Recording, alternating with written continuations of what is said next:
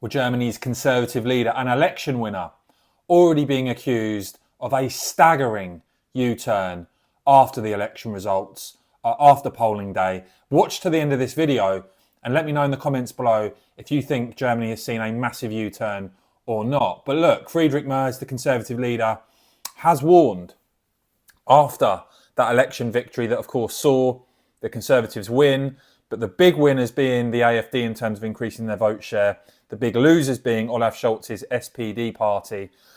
This warning from the Conservative leader Merz that this is a final warning, this result, the AfD surge, a final warning, and speculation already that Merz may find it quite hard to build a coalition. Of course, the problem is, and I really don't understand this, those German viewers, please do let me know your insight on this, please.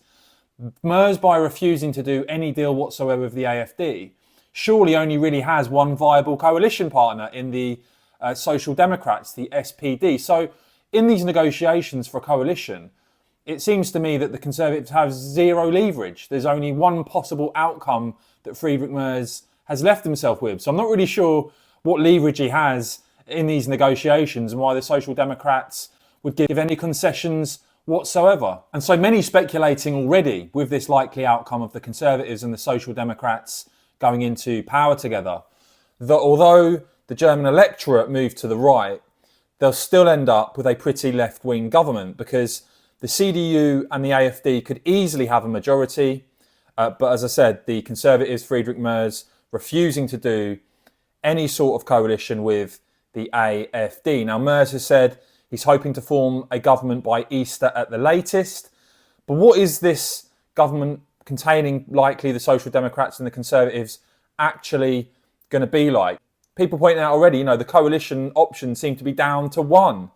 And so questions as to what extent Friedrich Merz will actually be able to deliver any of what he promised during the election campaign or not. With these negotiations scheduled to begin, will German voters get what they voted for or not? Well, I'm delighted to say that today's video is sponsored by MyHeritage, and something really exciting with MyHeritage. I've done a ethnicity estimate and I'm really interested in my history, in my heritage. And so I thought this is going to be really very, very interesting to find out what MyHeritage come up with. So it's very easy. They send you a kit, you do a few swabs in your mouth, you send it off, and then a few weeks later, you get your results. So here we go. Let's see my ethnicity estimate. Here we go.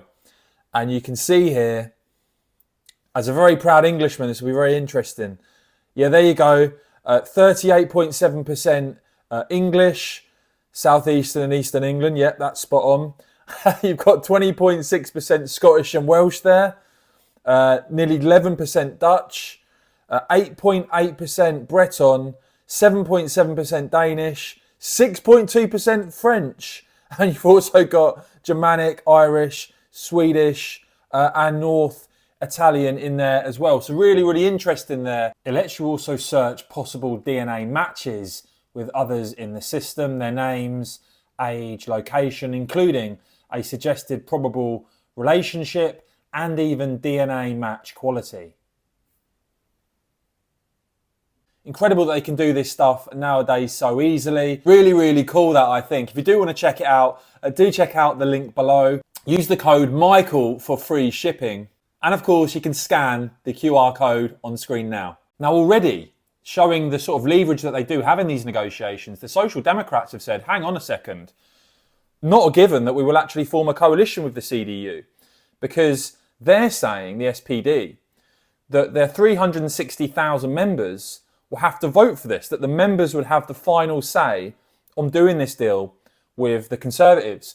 And so you've already seen accusations levelled at Friedrich Merz, the Conservative leader and likely next Chancellor, of a huge U-turn already.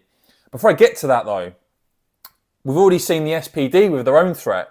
And this is over a political neutrality inquiry that NGOs, groups receiving state funding, accusations that some of those were actually involved in protests against the CDU, against that vote in the Bundestag, where you did see the CDU vote alongside the AFD. And the Conservatives now are saying, hang on a second, when it comes to state support for NGOs, what on earth is going on here? Have principles been violated? And you've got some commentators here arguing that associations that helped organise firewall demonstrations did not act on a charitable basis, that the demonstrations were one-sidedly political and that they were directed against one party, the CDU. You see a legal expert there saying if a nature conservation group protests that a parliamentary resolution ignored the firewall against the AFD, it has nothing to do with its charitable purpose of protecting the environment. So clearly a bit of friction there already between the SPD and the Conservatives.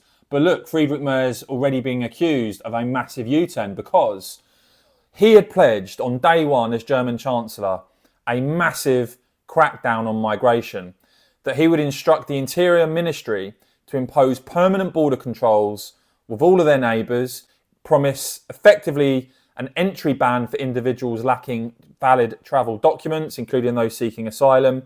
And yet, after the election, what you now hear from Friedrich Merz is that none of us are talking about border closures to deal with illegal migration. So that seems to be a bit of a change in tone there very quickly indeed. I mean, as for what the AFD are actually saying, well, they're warning that Merz, with the help of parties on the left, with politicians on the left, is now going to not only not implement anything that they promised, the Conservatives, but will compromise with the left to loosen the debt brake, and also describing the blockade against the AFD as undemocratic, saying you can't simply exclude millions of voters, and pledging to overtake the Conservatives in coming years to become the biggest political force in Germany. But yeah, it seems a pretty major U-turn there